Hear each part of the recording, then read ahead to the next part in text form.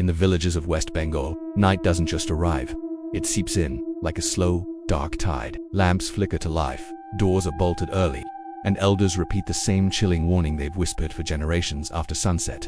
If someone calls your name, do not answer. The spirit they fear is called Nishi. She doesn't scream, she doesn't chase, she simply calls. I first learned about Nishi during a summer visit to my grandmother's village, a place nestled on the edge of the sprawling Sundarbans. The sun had just dipped below the horizon when she locked the main gate and said something strange. No one speaks after dark unless it's absolutely necessary. I laughed, thinking it was just an old superstition, but she gripped my wrist, her hand surprisingly strong. "Listen to me, Arjun," she said, her voice low and serious. "If you hear a voice at night, you keep walking, even if it sounds exactly like me." That night I finally understood why she was so afraid. It was around 1:45. The air was thick and humid, and I stepped outside to get some water from the hand pump. The village was completely silent, except for the chirping of crickets and the distant buzz of insects. Then, I heard it, Arjun, my name. It was faint, carried on the breeze from far down the dirt path. The voice was soft and eerily familiar. It sounded just like my cousin Rakesh, who lived only 2 houses away. For a moment, I froze. My grandmother's warning echoed in my mind. Don't respond.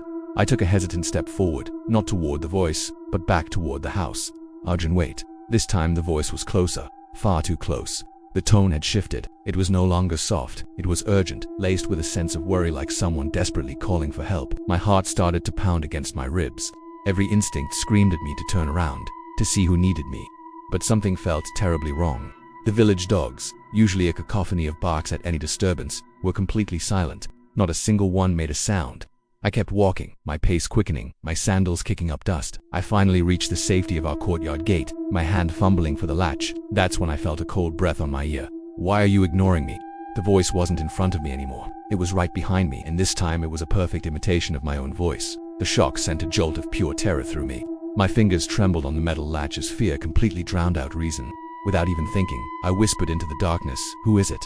The air immediately turned. I saw a shadow stretched out across the ground in front of me, long, impossibly thin, and bending the wrong way under the faint moonlight. I felt a hand brush my shoulder, as light and insubstantial as smoke. "Come," the voice said, its tone now gentle, almost soothing. "You forgot the way." Before I could turn, before my mind could even process what was happening, a lamp flared to life inside the house. My grandmother threw the door open, her silhouette framed in the warm light. She shouted my name loudly, angrily. The shadow vanished in an instant. The hand was gone. The normal sounds of the night, the crickets, the insects all rushed back in a wave. She grabbed my arm and dragged me inside, slamming the heavy wooden door and throwing the bolt. Her face was ashen, her eyes wide with fear. "You answered," she whispered, her voice trembling. "You were almost hers." The next morning, a crowd had gathered under the ancient banyan tree at the center of the village. A man named Haripada was missing. His wife said he'd stepped out late last night. His footprints were found leading into the dark fields. And then they just stopped. No signs of a struggle, no body, just an abrupt end. The village elders exchanged knowing glances and nodded grimly. He had answered the third call. "They say Nishi can't take you by force. She's a creature of deception.